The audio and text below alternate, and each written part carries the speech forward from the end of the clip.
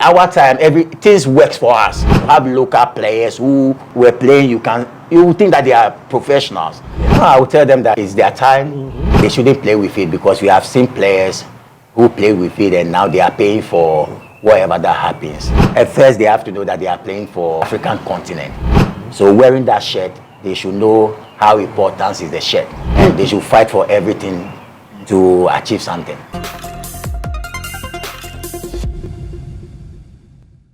It's impossible to discuss Ghana's World Cup history without talking to the man we're about to spend a considerable amount of time with.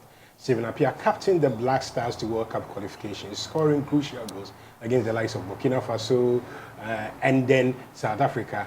And then in June 2006, he led the Black Stars out against Italy, a country he had lived in since he was a teenager. It was the culmination of the grandest leadership as far as the Black Stars is concerned. A man that Kwabena Yeboah calls the best captain the Black Stars have had. A man who, for a lot of people, exemplifies quality leadership as far as the Black Stars is concerned. Stephen, thank you. I gave you a lot of pressure, you know, right? Yeah, no, it's not pressure. I mean, time was not on my side, so at times these things happen. But today we are here to talk one or two. So, I know, I'm absolutely delighted.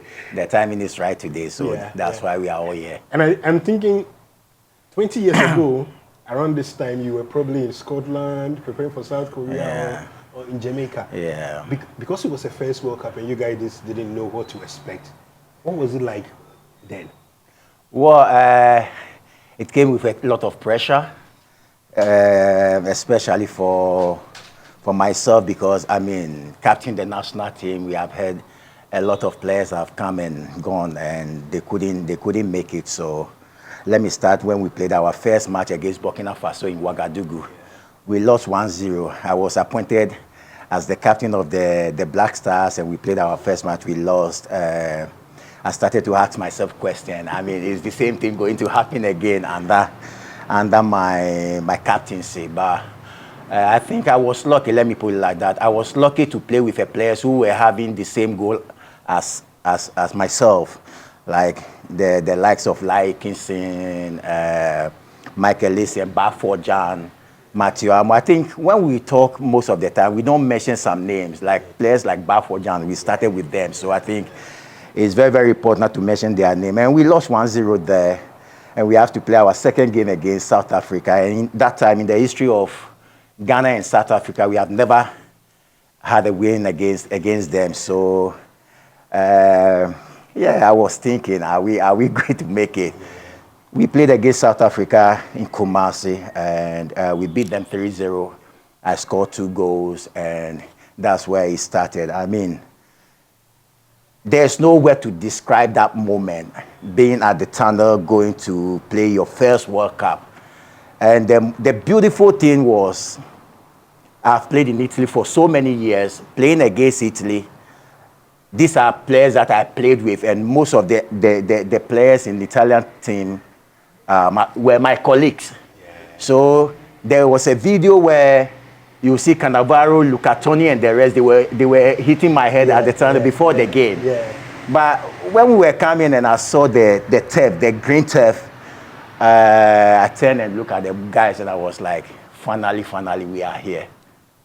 I remember, if there's any look, I remember from your face, when they had you on the giant screen in the stadium in Hanover, it was almost like you're tearing up during the national anthem. Yeah. Is that correct? I always tear up because I always count myself lucky.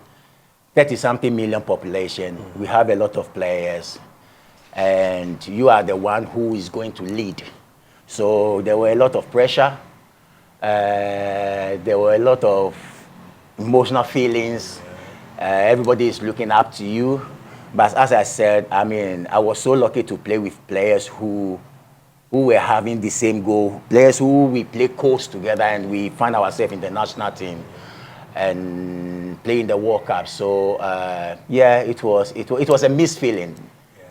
Yeah. So before the World Cup was the qualification, and you mentioned that South Africa game on a rainy, like it had rained that day. Yeah. And the South Africans had flown into Kumasi the same day thinking they could win. 3-0, was that when everything changed in the qualifiers? You think? Yeah. So after beating South Africa, I think we won all of our matches. No, we drew against Yeah. and we won the rest of the matches. And but the match that when we talk about Stephen Appiah, I've never played under pressure. I'm those kind of players that I will sleep and wake up and go and perform, because I always say that football is very, very simple. When you get the ball, give it to your colleague. Very, very simple. Yeah, very, very simple. I mean, unless you want to complicate yourself, that's where you start putting pressure on you, because as soon as you miss one or two balls, the fans, anytime you have the ball, they will be like, hey. They are not sure what you are going to do with the ball. So the match that I played under pressure was against Cape Verde. The last game, I mean. Why was that? Because by that time, you had gone to Johannesburg Soccer City to win. We had gone to Kinshasa, and you talk about the atmosphere that intimidated everybody. Yeah. Against Uganda in Kumasi, it was crazy. Yeah. You set up a goal. Against Burkina Faso, we had to come back all the way from behind in order to win. So why was the Cape Verde one so special? So the Cape Verde one was like, we were not sure that we have qualified yet. And I was telling myself that all the hard work that we have done, all the difficult games that we have won, playing against Cape Verde, that was our last match. You never know what will happen. So that's where the pressure came in. So I was thinking, and when you come to our camp before games, I'm a type who will be playing, because I try to take the pressure from the players to myself. Yeah. So I will be the one cracking jokes, playing and going to players and cracking jokes like, oh, at the Ushrana, menstrual. So those kind of. But against Cape Verde, I was very, very quiet. I couldn't. My breakfast, nothing. So the players started to ask me, are you okay? I said, oh, I'm okay. So I had I had banana to go and play that game. I didn't even have breakfast, lunch. Was it because we were so close? Exactly, because that, as I said, we have had the difficult matches against South Africa, against Burkina Faso. You remember that game? Yeah. First 5 minutes we were down. Yeah. 5 minutes to the end of the game, I set up for Matthew Amwa, and then I scored a penalty. Yeah. So with all the matches, even the one that we beat South Africa at FMB Stadium in South Africa, I think the Burkina Faso was the real deal. There was a lot of tension. Yes. And even the Uganda game as well, because a day before South Africa had lost in Burkina. So they play Friday and we play Saturday. Yes. Yeah. So the pressure and everything, it was too much on us, but we believed in ourselves. I mean, even the local players who came through against South Africa, I scored 2 goals, but William Thiero was the man of the match. Yeah. He was playing at Liberty Professional. So this tells you that our time, even the local players were matching up to some of us. I quite remember when we were coming to camp, I would call some of the boys, I would tell them that, Charlie, local players, those kind of healthy competition. Yeah, very, very, very, very competition in camp. So against Cape Verde, we won the game, and then finally we went to the World Cup. The other game that if I can recollect, because it was in Kinshasa. Yeah, we had failed to beat Congo DR in Accra, and then we were going to Kinshasa. Yeah. You always tell me something about the atmosphere that day and the difficulty. That match ended 1-1. John, along that. Was that the moment you guys thought we were going to the World Cup? So against Kinshasa, I mean, I've never seen such a thing in my life. In my career, I've never ever seen such a thing. And you see, when we arrived, that time there was this fight, so the military has to come and take us from the airport to our hotel. There was tension. And the day of the game, around 11 o'clock, our hotel is not far from the stadium. So you can see that people were going to the stadium. We got to the stadium. It was like a deba, like that music, they were dancing, and the atmosphere very, very charged. And that time they had some good players like Shabani Nonda and the rest. So we arrived at the stadium. We changed during the warming up. So I always come first. When I came out, when I saw the crowd, I was like, Jesus Christ. So I was like, Jesus Christ. So I stopped all the players and I told them that, listen, what is outside? We shouldn't look what they are doing outside. We shouldn't look at the crowd. We should go and play like the way we played. Nobody should put fear in himself. And we came out. And when we came out, and some of the Asamoah and the rest, they were looking at me, Stephen. And yeah, easy. But the track, full. That is what I have never seen any capacity like that in my career. Stadium that day, and we couldn't run commentary. Yeah, it was something else. But the beauty of the game, as I said, we have players who we were confident that any country that we will meet, we will beat. Yeah, we'll beat them. So we played and they scored first goal, and Asamoah equalized, and then it was 1-1. Yeah. You know,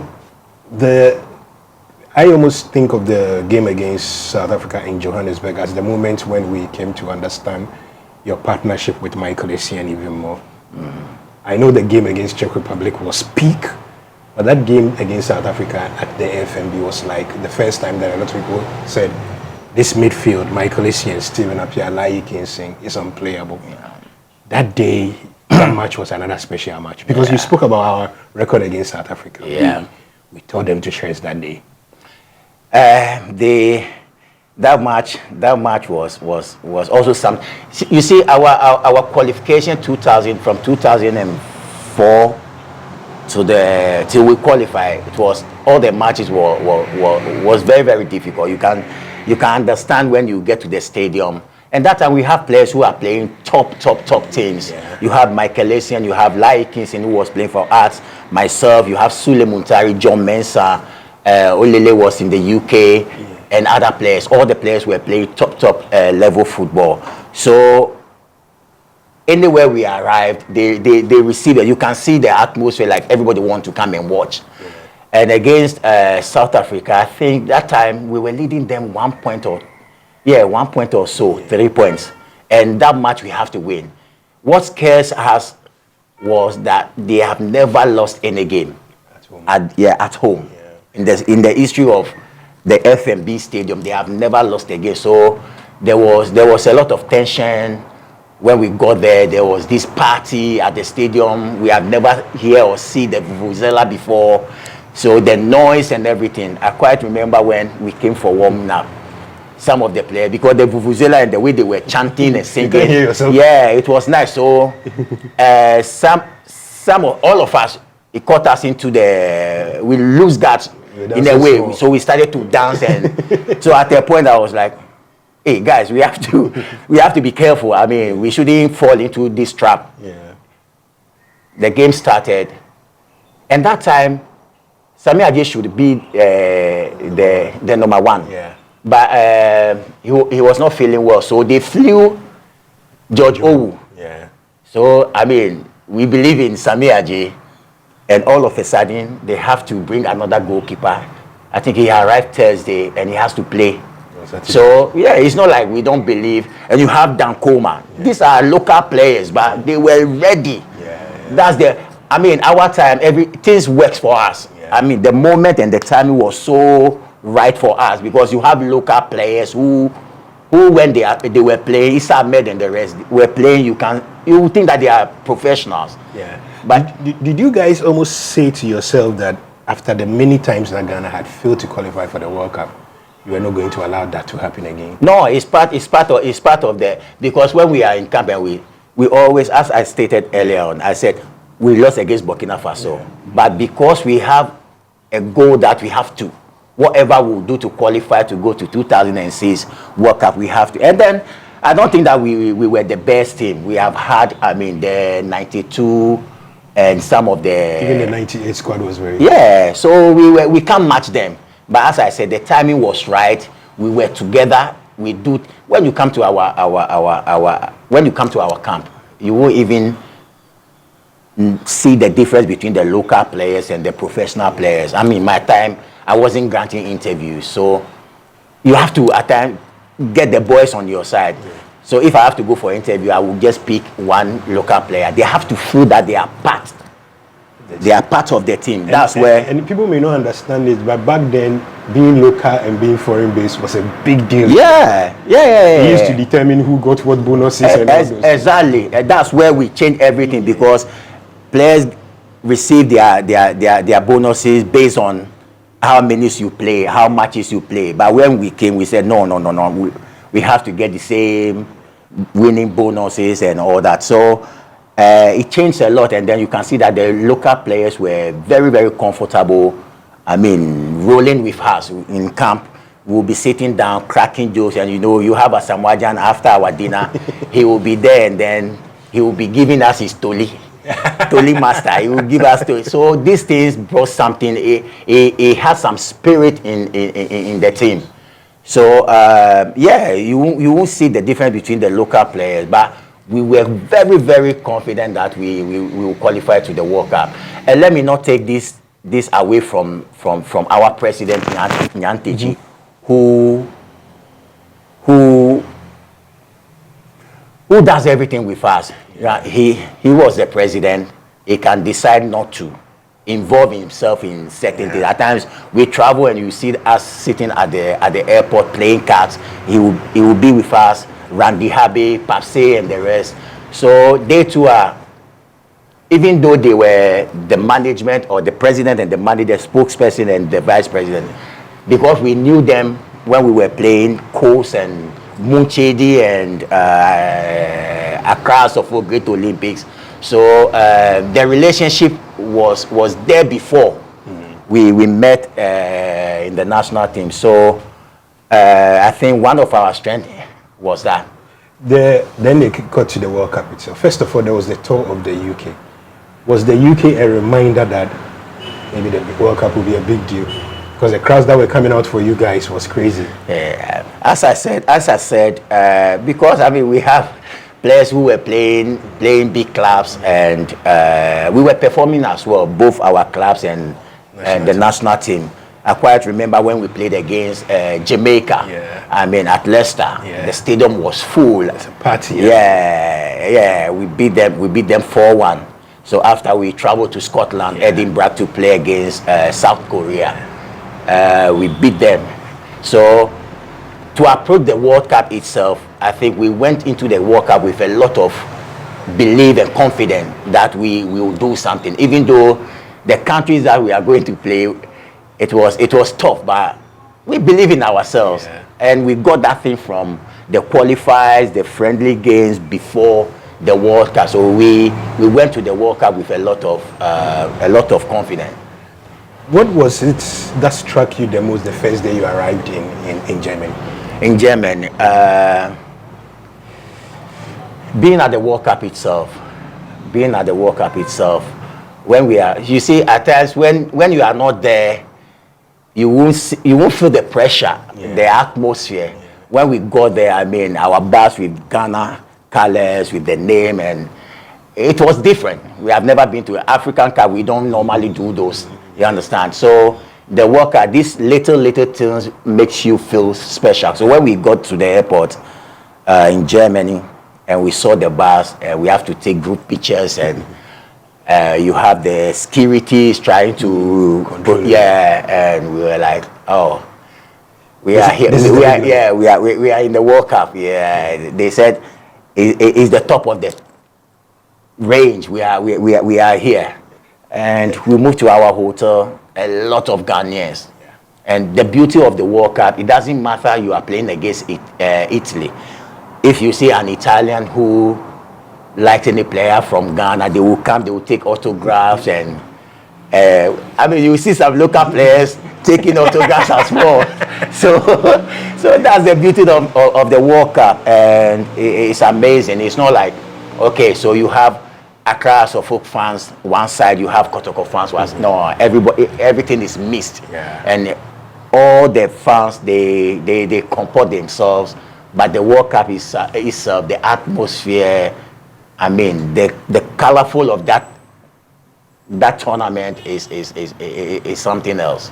Yeah. When the World Cup itself kicks off, you've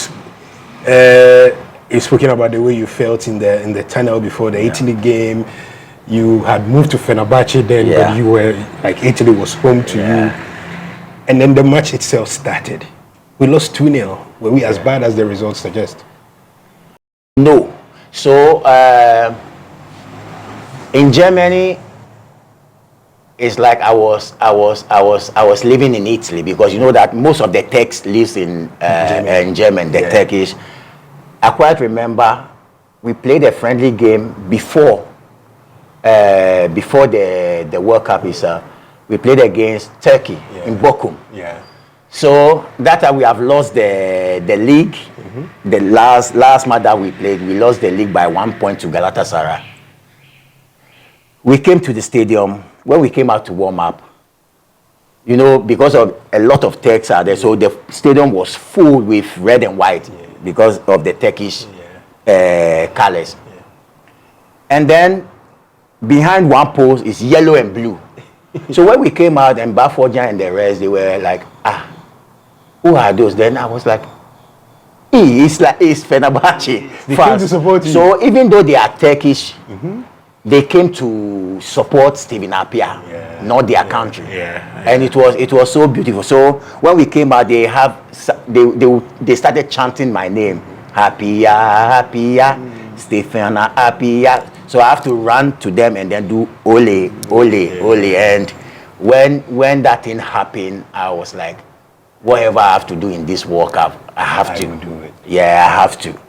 And talking about the game itself against Italy, we lost 2-0. You know that I've never, since 2006, I've never ever watched any of our games. Why though? I don't like watching myself. I don't like watching myself. So 2 years ago, I was just lying down upstairs and on bed, and GTV Sports, I saw that they were showing our match against, no, they are about to show our match against Italy. So I said, okay, let me watch. Michael, I watched the game to the end, and I picked my phone. I have to call all the players who played in that game to congratulate them. I didn't know that we were on fire.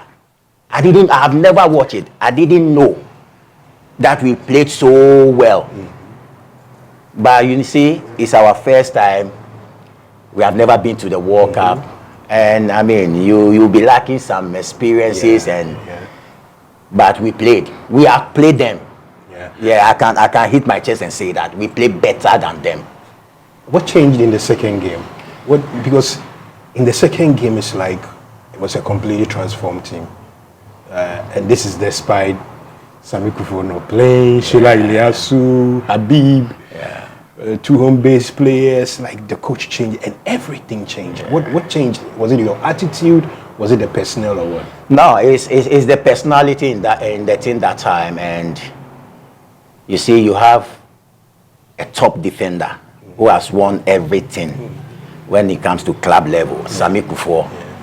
And you have to bring a local player, King Faisal player. Just imagine the pressure you put on that player.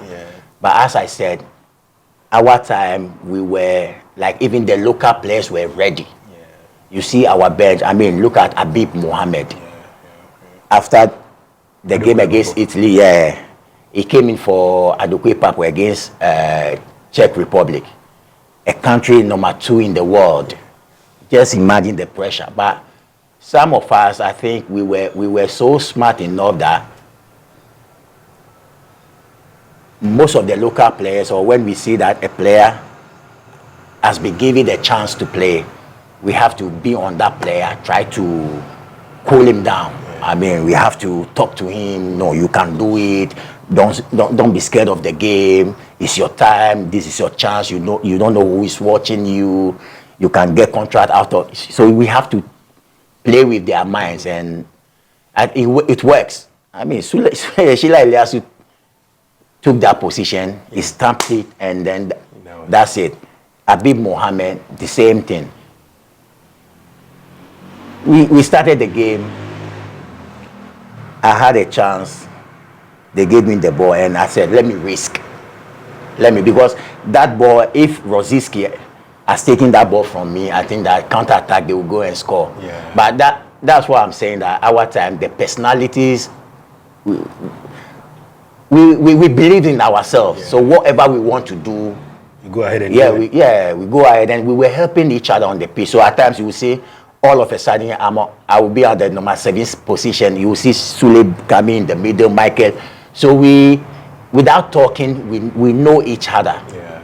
And then I gave that pass to Asamoah to score that beautiful goal, and it was the fastest goal in that World Cup. Yeah. Did that goal help you guys settle down really well? Eh? Oh yes, because. But look at the players that they had. They have collar. And when we were in the tunnel, we were looking at John Mensah, and I was telling them, over to me.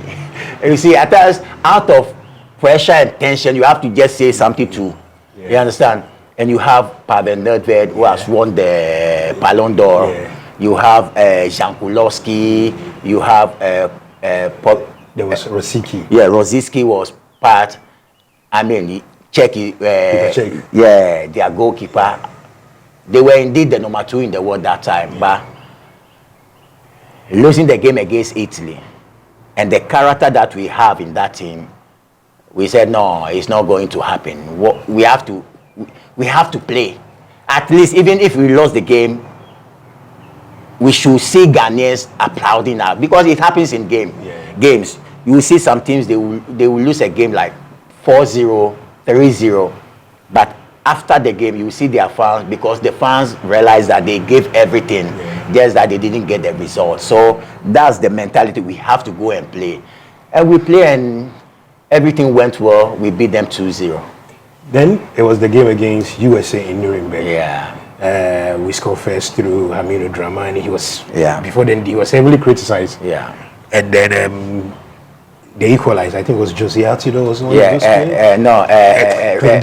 Dempsey. Yeah. And then the penalty comes just before halftime. Yeah. We had missed one penalty already in the game against Czech Republic. Yeah. So you decided you go for this one. Yeah. How nervous were you?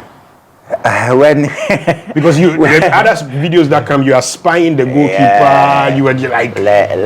Let me start from Dramani. I mean, I have the opportunity today, so let me say one or two. As we have been talking about players being on the bench and the rest. I mean, Dramani didn't have the chance to play, but at that particular game, I mean, he played super well. Yeah. He played well, and Razak Pimpong created a penalty. So, and we have to win that game. Yeah. We have to win that game to qualify to the next stage.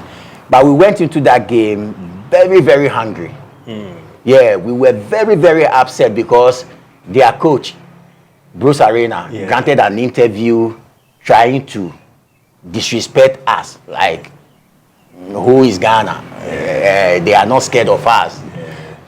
So we said, because of what he has said, instead of giving 120%, we have to give 150%.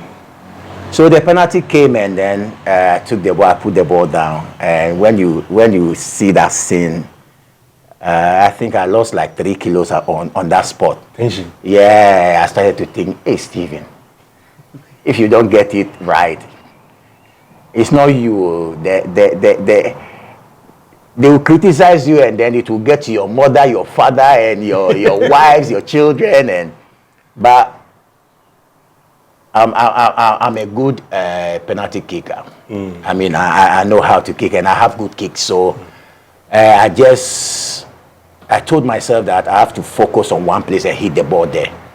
And that's what I did, because when you look at Frede in the post, it's huge. Yeah, Brad Frede. Yeah, it's very, very huge. And just to take a kick, it was very, very difficult. What were you telling yourself? Were you trying to talk to the goalkeeper at that point? No, so I tried to avoid eye contact with him. So I was just looking at. So you see, these goalkeepers have this this mind game where you look, that's where you put the ball. But I was trying to avoid So that's that. why you kept looking on the Exactly, floor. exactly. Because I've made my mind already that I have to. I've targeted one place that I will hit the ball.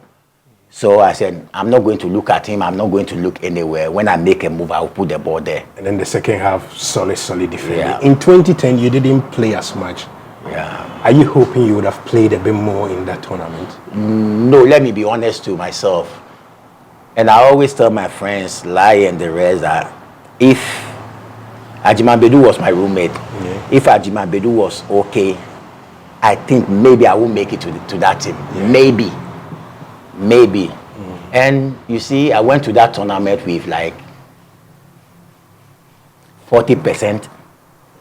Yeah, I came back from injury and I was still struggling. So I can boldly say that maybe my presence there, and when we played against Serbia, I came in for 15 minutes, and you can see, I mean, most of the players on the pitch were happy that because you had missed the Nations Cup, you had been injured for so long. Yeah, there were fears of whether you would play again and all that. Yeah, and we won that game against USA. I came against Australia. I didn't have the chance to play against USA. Yes, against Germany, no. Against Uruguay, but honestly, I wasn't.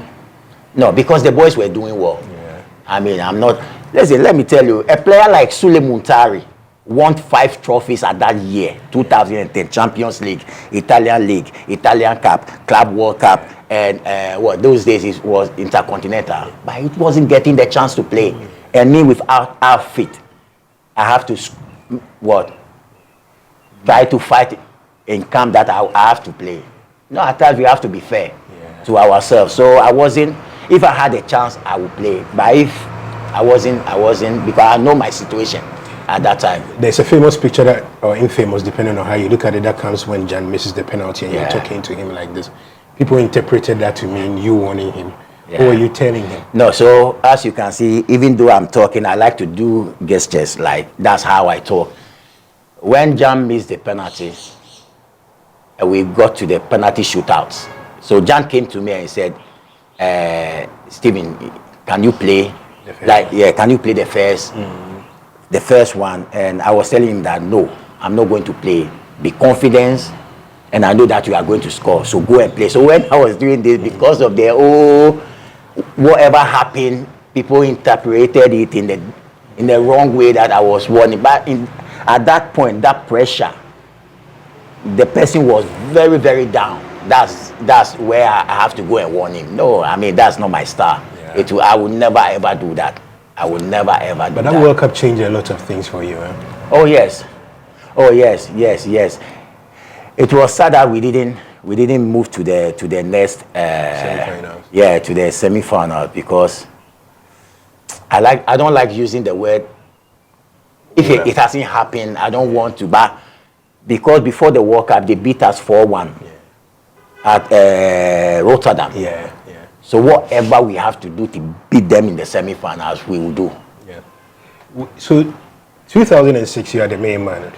2010 you are not as much. Yeah. In between 2006 and 2010, you miss out on leading your country at the Nations Cup in Accra. You deal with serious problems at club level, your injuries. I don't know whether there was a ban. What did life teach you? What did you learn about life in that very difficult period? So I'm a type who doesn't. I don't like being hard on myself. Even if I have problems, you see me. You see, I take things easy, and people doesn't know. Ghanaians doesn't know. You know that I have played only. I always say that 1.5 AFCON. Yeah. Because 2000, I had a chance to play 25. Myself and Peter Forukwe to play 25 minutes when we played against South Africa in Kumasi, and then we were out of from the quarterfinals. 2002 we didn't qualify. 2004 Mali. We qualified in 2002. No, 2004 we didn't qualify. Tunisia. Yeah. I got injured. Then 2006 Egypt. Yeah. you know what happened in Egypt against Senegal? I got hurt. That's where Laikinson went to defend me, and then that thing pain us till now. I mean, what he did for Ghana,